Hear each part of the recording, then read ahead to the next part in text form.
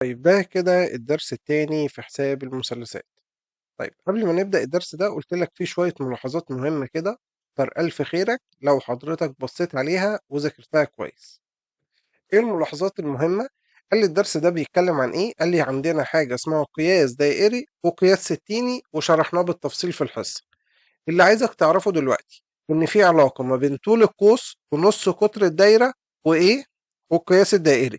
إن القياس الدائري سيتا د بتساوي طول القوس على نص قطر الدايرة. خلاص؟ طيب دي أول حاجة. طب لو عايز أنا طول نص قطر الدايرة قال لي يبقى نق بيساوي طول القوس على القياس الدائري.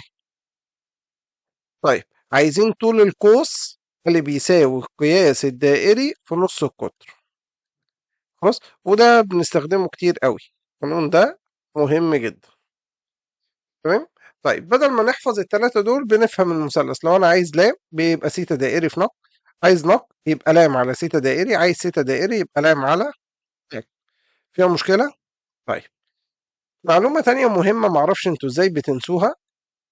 لو قلت لك عايز محيط الدايره قال لي يا مستر انا شاطر الحمد لله وحافظ ان محيط الدايره 2 باي نق. خلاص طيب عايز مساحه دائره قال لي لأ، مساحة الدايرة دي محتاجة منّي تفكير شوية، مساحة الدايرة بتساوي إيه؟ قال لي باي نق تربيع، ما شاء الله عليكم شطار جدًا. خلاص، الحاجات دي أنت بتاخدها من ابتدائي، ما أعرفش إزاي بتنساها.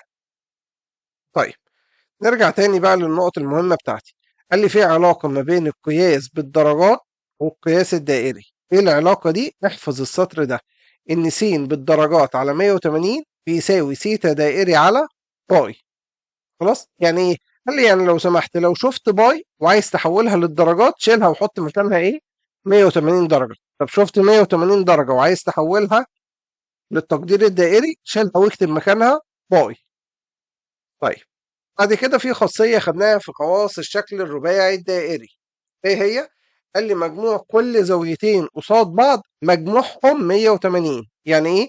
قال لي يعني لو في عند حضرتك شكل كده رباعي دائري اسمه أ، ب، ج، د، فأنا أقدر أقول لك إن قياس زاوية أ زائد مش عارف ليه ما بتقتنعوش بكلمة زائد دي. قياس زاوية أ زائد قياس زاوية ج بيساوي 180. يعني لو قلت لك الألف ب100 يبقى الجيم بكام؟ ب80. خلاص؟ مش ب100 عشان انتوا عباقرة وبتعملوها ب100. الزاويتين اللي قصاد بعض مجموعهم 180. ربنا يشهد عليا عمال اقول لك اهو الزاويتين اللي قصاد بعض. لو قلت لك رباعي دائري مجموعهم 180. طب ده بالدرجات. طب عايز اقولها بالدائري قال لي شيل 180 دي وحطها باي. بس كده بس كده. طيب فكرك بحاجة تاني، كان عندنا حاجة اسمها زاوية مركزية. الزاوية المركزية بتساوي ضعف الزاوية المحيطية المشتركة معها في نفس القوس. يعني ايه؟ يعني لو جيت قلت لك زاوية محيطية قياسها 30 درجة تقول لي شكرا يا مستر يبقى الزاوية المركزية بتساوي 2 في 30 ب 60. خلاص. زاوية محيطية قياسها 10 يبقى المركزية 20 الضعف بتاعها. خلاص ماشي. اخر حاجة قلت لك ان احنا محاور س وصاد بتقسم الصفحة بتاعتنا لاربع ارباع. ده اسمه الربع الاول، الربع الثاني، الربع الثالث، الربع الرابع. الربع الاول بيتميز بايه؟ موجب موجب. الربع الثاني سالب موجب. الثالث سالب سالب. الرابع موجب سالب. يعني هنا السين موجبة والصاد برضو رقم موجب. خلاص. بعد اذن حضرتك شايف الصفحة دي خدها كده سكرين شوت. تمام. وسجلها عندك، اكتبها واحنا وبنحل الاسئلة. خلاص عشان لما نحل الأسئلة تحس الموضوع سهل شوية. تمام. طيب تعال نشوف الأسئلة بتاعتنا. إيه... تمارين 8 على القياس الدائري والستيني. ماشي. قال لي الزاوية التي قياسها 25 باي على 9 تقع في الربع. ما اعرفش ليه، اصلا انا ما بعرفش الارباع دي غير بالدرجات. يعني ايه؟ قال لي يعني انا مثلا عندي اهو الاربع تربع. الربع الاول من 0 ل 90. طب الربع الثاني قال لي من 90 ل 180. طب الربع الثالث من 180 ل 270. الربع الرابع من 270 ل 360. الرقم اللي انت مديهوني ده ما فيهوش درجات. طب نعمل ايه؟ قال لي حوله بالدرجات. ازاي بنحوله بالدرجات؟ قال لي 25. شيل الباي وحط مكانها 180. تحس ان احنا بنغني والله العظيم. خلاص؟ بس كده؟ بس كده. افتح الآلة الحاسبة بتاعتي وركز والنبي واحنا بنكتب على الآلة عشان بتكتبه غلط. مش عارف ازاي تبقى طالب في ثانوي كده وبتكتب على الآلة غلط. يبقى 25 في 180 على 9 بتساوي 500. قال لي ولا اعرف برضه. ليه يا باشا؟ ما انا حولتها لك بالدرجات. قال لي لازم الرقم اللي هتجيبه يبقى ما بين الصفر وال 360. طب انا اعمل ايه؟ قال لي زوايا مكافأة. فاكرين يعني ايه زوايا مكافأة؟ اطرح او اجمع 360. طب انا هطرح 360. في واحد بيسأل سؤال غبي، والله العظيم ده بيبقى سؤال غبي. خلاص، مع احترامي للي بيسأله، هو السؤال غبي مش الشخصية غبية. هو في فرق؟ صراحة لا. ماشي معلش. نرجع تاني، طبعا مفيش حاجة اسمها سؤال غبي وسؤال ذكي. ده كلام علم النفس، لكن في الواقع ده سؤال غبي. ليه طرحت 360 ما زودتش 360؟ عشان دول ده كده طلع بكام؟ ب 500. وانا عايز الرقم ما بين الصفر وال 360، يعني عايزه يقل، يبقى هطرح 360. طلع بكام؟ 140. 140 ده في الربع الكام؟ التاني. يخرب بيت شطارتكم. فهمنا حاجة؟ المفروض فهمنا، المفروض يعني. طب تعال نشوف السؤال اللي بعده. الزاوية التي قياسها 31 باي على 6 تقع في الربع ولا أعرف. إيه؟ شيل الباي حط مكانها 180. يا لهوي، موضوع سهل قوي. على 6 بكام؟ تمسك الآلة الحاسبة الجميلة بتاعتك. تعالى كده قول لي 31 شرط الكسر الأول. 31 في 180 على 6. خلاص بكام؟ يا نهار اسود، ايه الرقم ده؟ يا سيدي انت كده كده بتتعامل بالآلة، انت مالك ومال الأرقام. طب احنا عايزينه من 0 ل 360 يا مستر، هنعمل ايه؟ نقص 360. برضه لسه كبير، نقص تاني يا باشا. خلاص وصل اهو 210. 210 ده الربع الكام؟ التالت. ايه ده يا مستر عرفت ازاي؟ اهو والله العظيم انا كاتبهم لك، ما مسحتهمش لسه. تمام، وهتلاقينا كاتبينهم في الملاحظات، بس غالبا نسينا نكتب الارقام فابقى ازودها. طيب، الزاويه التي قياسها مش عارف ايه تقع في الربع ولا اعرف. هتعمل ايه؟ قال لي ولا حاجه، خلاص اهو سالب 9. بشيل الباي واكتب مكانها 180 على 4. يلا يا باشا، افتح الآلة الحاسبة الجميلة بتاعتك، شرط الكسر. سالب 9 في 180 على 4. بس كده بكام؟ بسالب 405. تقع في الربع كام؟ ولا اعرف. يا حبيب قلبي عشان اعرف الربع، خلاص، بعيدا عن الفزلكه، لان في ناس بتحب تتفزلك منكم. انا ما بتعاملش مع الناس اللي بتتفزلك، انا بتعامل مع الناس الغلابه اللي زي حالاتنا. عشان اعرف هي بتقع في الربع الكام، لازم تكون ما بين الصفر وال 360. زود 360. سالب 45 يا مستر، زود 360. 315. شكرا. 315 ده الربع الكام؟ اهو ما بين ال 270 وال 340، يبقى الرابع. ما هو ده اسمه الاول، الثاني، الثالث، الرابع. خلاص، يبقى تقع في الربع الرابع. يلا السؤال اللي بعده، ان شاء الله تبقوا تضطروا وتفهموا الموضوع بسرعه. بيقول لي اذا كان القياس الستيني الزاويه مش عارف ايه، فان القياس الدائري يساوي ولا اعرف. طب هاعمل إيه؟ قال لي كان في قانون أنت كاتبه كده بتقول لي إن س بالدرجات. مش عايز يكتب. استنى. إيه ده؟ س بالدرجات على 180 بتساوي سيتا بالدائري على باي. ماشي، أنت عامل إيه؟ أنا مدي لك السين اللي بالدرجات دي بكام؟ 43 درجة و12 دقيقة. وعايز سيتا دائري، تقول لي يبقى سيتا دائري بتساوي 43 درجة و12 دقيقة على 180 في باي. بس كده بس كده. طيب تعالى نكتب. بص بقى انا هكتب ازاي. قال لي انا هكتب السؤال ده على طريقتين. اول حاجه هكتب الدرجات اللي هي كام؟ 43، وادي علامه الدرجه. 12، ادي الزرار ده بتاع الدقايق والدرجات، اول مره ادوس عليه درجه، تاني مره دقيقه، تالت مره ثانيه، وهكذا على 180. طب يا مستر الباي بتتكتب على الاله. عارف، والله العظيم عارف، ما تكتبهاش دلوقتي. دوس يساوي ودوس اس دي. طلعت الرقم كام؟ قال لي تقريبا 24 من 100 باي. ليه؟ اصل انا ما كتبتش الباي. خلاص، يبقى الاجابه بتساوي 24 من 100 باي. موجوده في الاختيارات اهي. طب لو ما كانتش موجوده يا مستر، كنت الرقم اللي موجود ده هضربه في الباي، شيفت باي، واقول له بيساوي اهو 75 من 100 راد.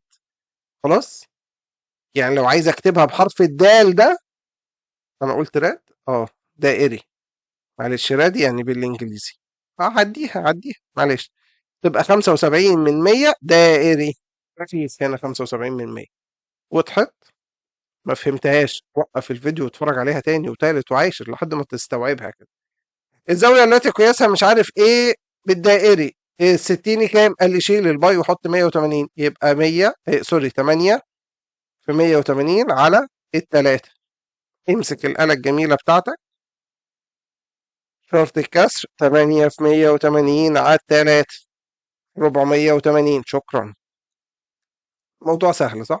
طب مجموع قياس زوايا الشكل الرباعي بالتقدير الدائري يساوي. قال لي استنى. في الحتة دي يا مستر انت عاوزني احفظ قانون، اللي هو فين اهو. القانون ده بيجيب لك ايه؟ مجموع قياسات زوايا اي مضلع. خلاص، طيب بيساوي كام؟ قال لي 180 في نون ناقص 2. طب ده رباعي، شيل النون وحط مكانها 4، يبقى 180 في 4 ناقص 2. خلاص، تطلع بكام؟ 360 درجة. لا ده انا عايزها بالدائري. قال لي خليك ذكي، مش دائري قلنا يعني شيل ال 180 واكتب مكانها باي، يبقى باي في 4 ناقص 2 تطلع 2 باي. تبقى الإجابة 2 باي، اللي هي أصلا بتساوي كام؟ 360. خلاص، في واحد شاطر حافظها الشكل الرباعي 360 ما بيخشش في القوانين دي. خلاص، بس أنا عايزك تبقى حافظ القانون. خلاص، كل ما تبقى حافظ قوانين أكتر في الرياضة كل ما تحس إن أنت باشا في نفسك كده. طيب ندخل على السؤال اللي بعده. بيقول لي طول القوس، عفوا لا احنا لسه في رقم 7. بيقول لي مجموع قياسات زوايا أي مضلع منتظم بتساوي 180 في ن ناقص 2، حيث ن عدد الأضلاع. ده بيجيب إيه؟ مجموع. فإن قياس زاوية الشكل الخماسي المنتظم بالقياس الدائري يساوي. السؤال ده مهم. ليه؟ سؤال كتاب مدرسة أهو، مهم جدا. طب عايز قياس إيه؟ زاوية الشكل الخماسي المنتظم. قال لي حاضر، 180 في ن ناقص 2 على ن. القانون ده بيجيب لك ايه؟ قياس الزاويه. طب انا عايزها بالتقدير الدائري. قال لي شيل لو سمحت ال 180 دي واكتبها ايه؟ باي. فيبقى باي خماسي يعني 5 ناقص 2 على 5. فتطلع الاجابه كام؟ قال لي 3 باي على 5. بس كده اهي. وضحت؟ يا رب تكونوا فهمتوا. طيب السؤال اللي بعده. الاسئله اللي جايه دي كلها مهمه، يعني 8 9 10 دول اسئله مهمه. بيقول لي طول القوس في دايره طول قطرها ايه طول ايه قطرها. قال لي ماليش دعوه بطول القطر، انا عايز طول نص القطر. يبقى نص القطر كام؟ بناخد القطر ونقسمه على الاثنين، 12 على الاثنين فيها ال 6 سم. يقابل زاويه مركزيه قياسها كام؟ 60. قال لي لا يا مستر، ايوه انا بتعامل بالقياس الدائري. طب ازاي احول ال 60 دي لدائري؟ قال لي خد ال 60 اقسمها على 180 وارزع جنبها الباي، اخبط جنبها باي كده. خلاص، واحد تاني شاطر يقول لي خلاص في شويه ارقام انت قلت لي احفظ، ان ال 60 هي باي على الثلاثه، ان ال 30 هي باي على 6. بس هم عكس بعض ها. طب ال 45 باي على الأربعة. دي أرقام مشهورة لازم تبقى حافظها. تمام؟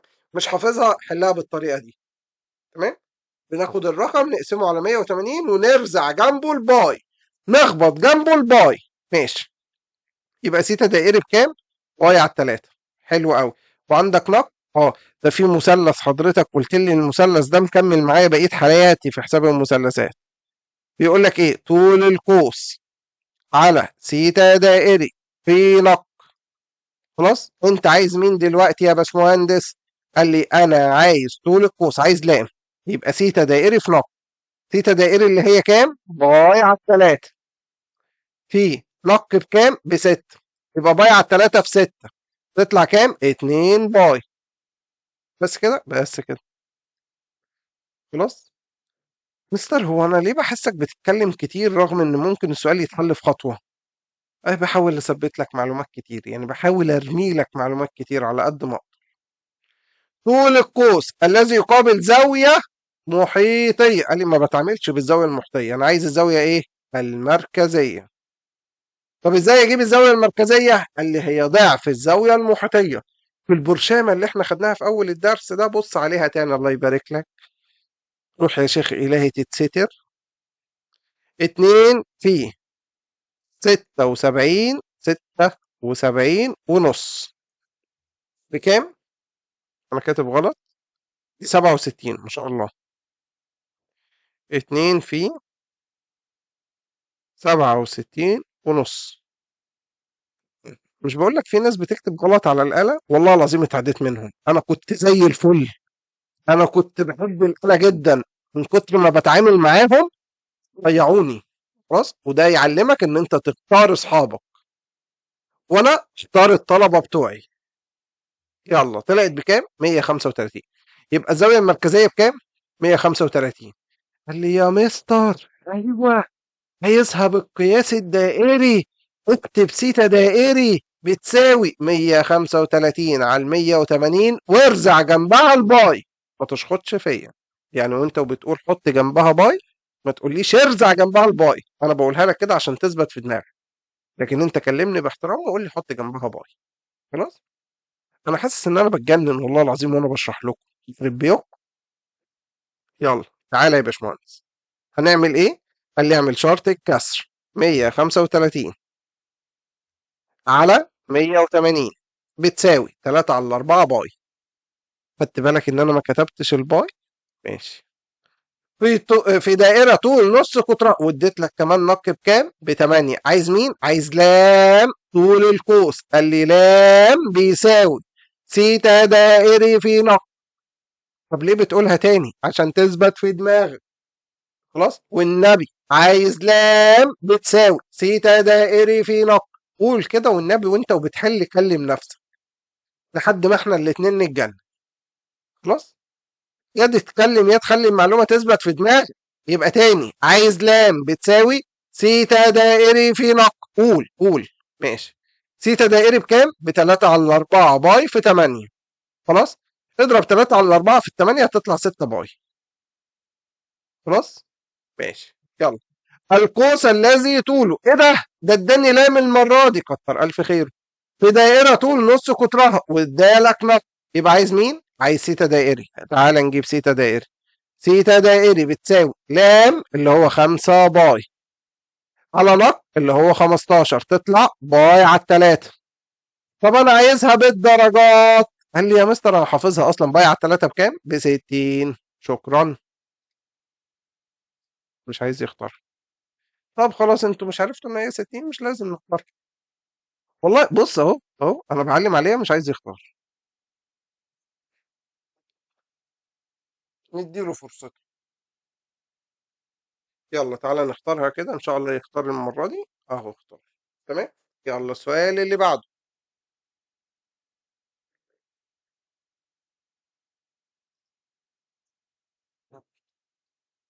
اه. قياس الزاوية المركزية المرسومة على قوس ايه مرسومة على مين؟ قوس. طوله اللي يبقى لام بيساوي طول قطر الدايرة، يعني بيساوي 2 نقط. خلاص. مقربا لأقرب درجة يساوي. طيب.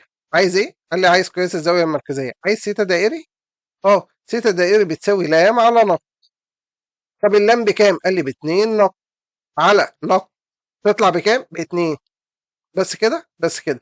يبقى سيتا دائري بتساوي 2.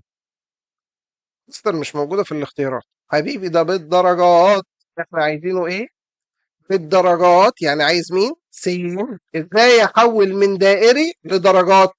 قال لي هنضرب 2 في 180، اقسمهم على مين؟ على الباي. يلا يا باشا، تعال على الآلة الحاسبة. 2 في 180 وانزل تحت، اقسمهم على الباي. فين الباي؟ اهي. شكرا. شيفت باي بتساوي ادي الرقم، مقربا الناتج لاقرب رقم مش عارف ايه. خلاص، يبقى 115. خلاص، وضحت؟ يا رب تكون فهمت. طيب، سؤال رقم 12 ده مهم جدا، سؤال بيحبوه جدا. خلاص، افتكر الأسئلة دي عشان لما تجيلك في الامتحان تبقى فاكرها. ماشي. بيقول لي إذا كان قياس إحدى زوايا مثلث، إيه ده؟ إيه ده؟ ده بيتكلم على إيه؟ مثلث، المثلث فيه كام زاوية؟ 3. لازم أجيب التلاتة.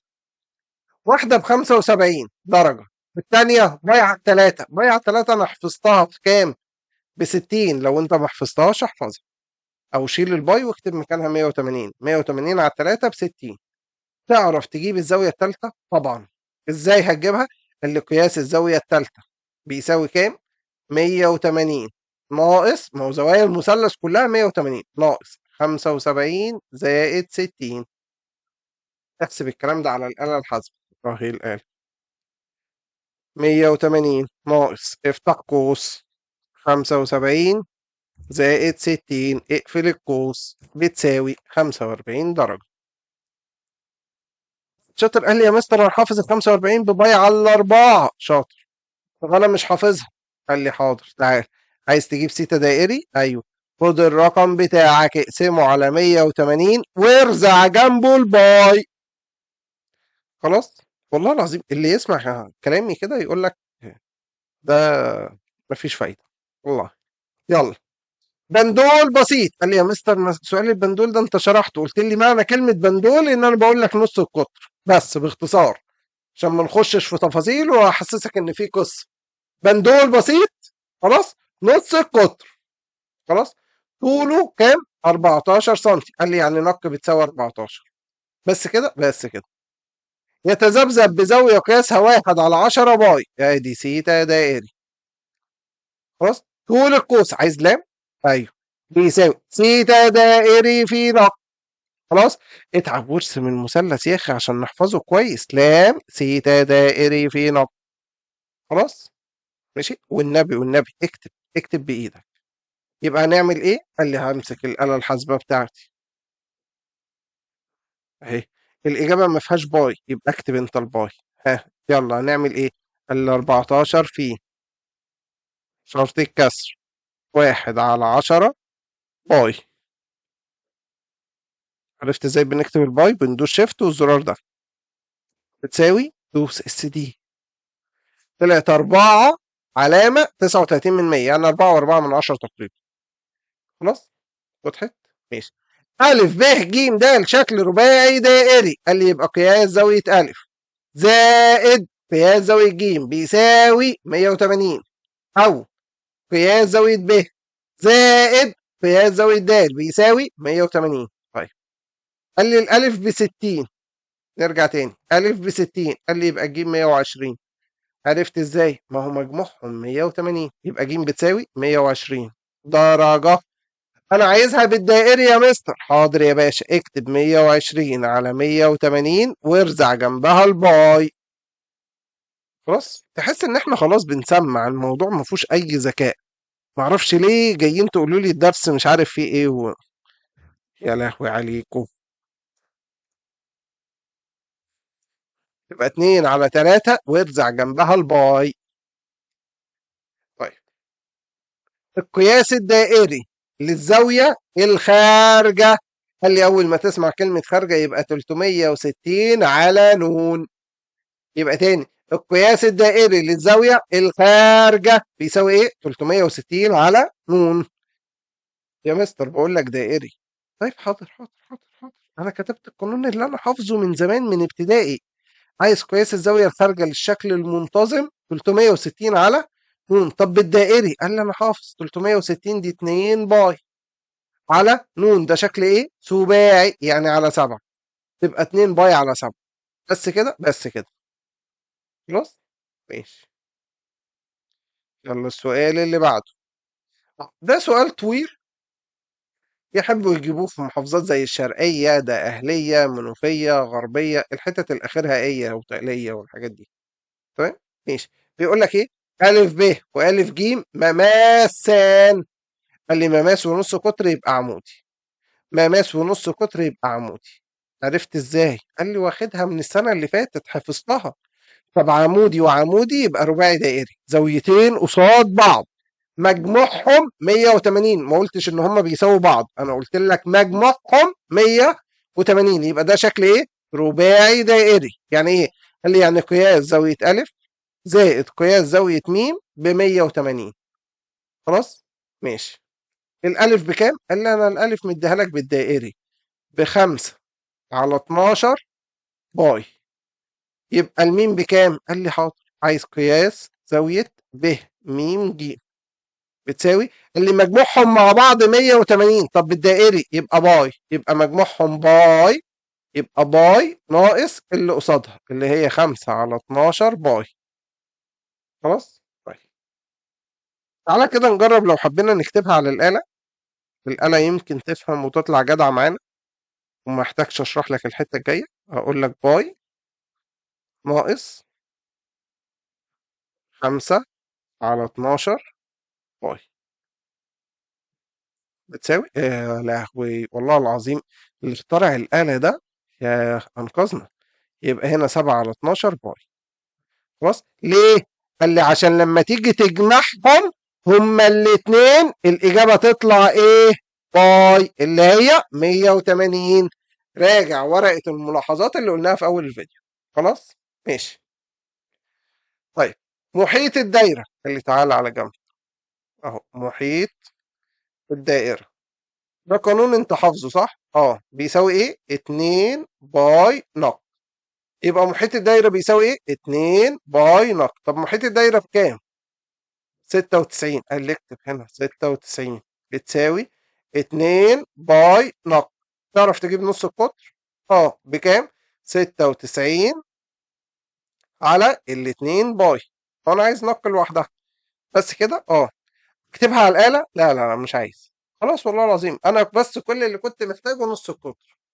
ليه؟ عندك زاوية مركزية وعندك نص القطر، تعرف تجيب طول القوس لام. ايوه بيساوي ايه؟ قال لي سيتا دائري في نق. طب سيتا دائري بكام؟ اهي ب7 على ال12 باي في شرط الكسر 96 على 2 باي. واحد شاطر يقول لي الباي هتروح مع الباي باي باي. ايه باي باي دي؟ كومنت سخيف في الاخر بتقولوه مش عارف ليه. يلا هنعمل ايه دلوقتي؟ قال لي همسك الآلة الحاسبة بتاعتي واروح اقول له 7 على ال 12 في شرط الكسر تاني 9 96 على الاتنين ب 28. يبقى الإجابة بتساوي ايه؟ 28. طب والباي باي باي. ماشي. السؤال اللي بعده سؤال ذكي جدا ومهم. خلاص مش عارف ليه ما بيحركش البتاع يا حاج. يا دي النيل والله العظيم بيتعب قوي الكمبيوتر وهو بيستهبل. ماشي. يلا تعالى نشوف السؤال اللي بعده. الزاوية التي قياسها أي هبل حيث نون عدد صحيح. أي لما أقول لك نون عدد صحيح اتفقنا هنحط النون بكام؟ بصفر. يعني إيه إلغي النون خالص. ماشي. تكافئ زاوية قياسها الدائري. معرفش مش هعرف دي الأول بكام. طيب هتعمل دي إزاي؟ قال لي اكتبها الأول على الآلة.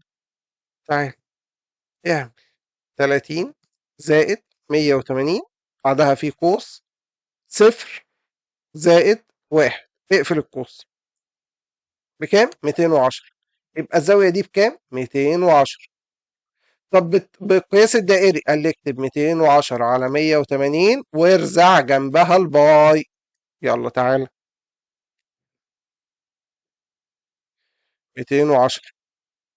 210 على 180 وارزع جنبها الباي يبقى 7 على 6 باي خلاص طب يلا السؤال اللي بعده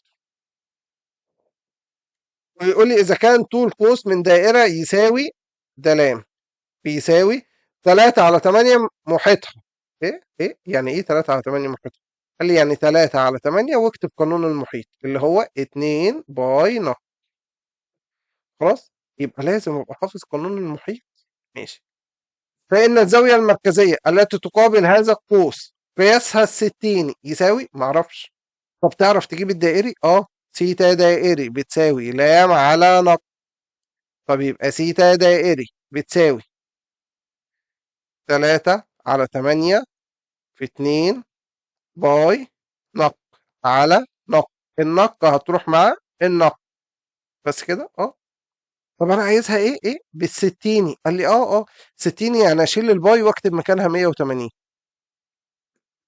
خلاص اه يلا تعالى نكتب 3 على 8 في 2 في 180 تساوي 135 يا مستر طيب اهي ايه ده هو ليه السؤال لما انت بتحله يا مستر بيبقى سهل ولما احنا بنيجي نحله بيبقى صعب عشان انت عايز تحله بعينك يا حاج بص انا لما جيت احل السؤال اول حاجه قلت ايه طول القوس طول القوس كان اسمه ايه لام من دائره يساوي 3 على 8 محيطها محيط الدايره كان ايه 2 باي نق خلاص يعني كل معلومه بقراها بكتبها لوحدها خلاص ما رحتش ابص في عيني المصايب السوداء اللي انتوا بتعملوها الاقي عينك هوب وصلت لحد السبيس لحد النقط دي اللي هو ايه مستر لا السؤال صعب ما هو لازم يبقى صعب تعالى نمشي حته حته هتلاقي الموضوع سهل